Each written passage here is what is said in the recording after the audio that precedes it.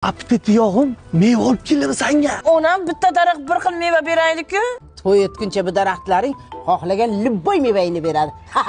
Aka, bir shokolad yo'qmi? Tamojni ushlab qoldi-ku. Shirin, shokolad olib keldim. Hormanglar yigitlar.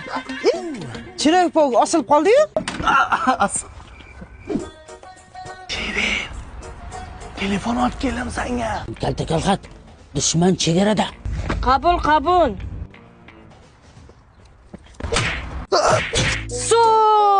Telefon olib keldim. Agar Shirin telefon ishlatsin desangiz, ikkita telefon olib kelasiz. Sen befarosatda.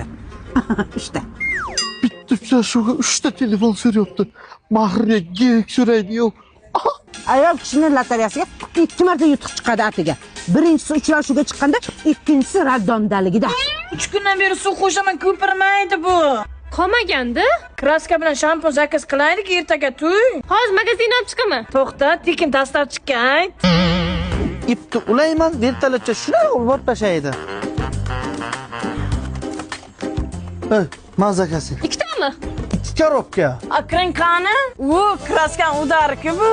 Yaxsini bering degandim, shuni berib yuborishdi. Onani shu iklerdan bo'yasangiz sochlaringiz gapiraveradi.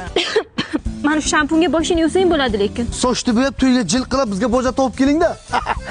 Ona, bu oppoq sochlaringiz to'liq yopadi va ancha vaqt turadi. Keyingi to'yga yana bir partiya jo'natasizda. Bo'l, tamom. Shiringa farq etmas, rasot kerak ekan-ku. Erta uchrashuvga chiqadimi endi? Uchrashuvga bormaydi. Uylanib bo'lay, o'zim bilaman.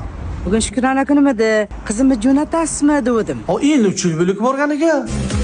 Vaqtiga qiynagandan keyin ana shunaqa bo'ladi.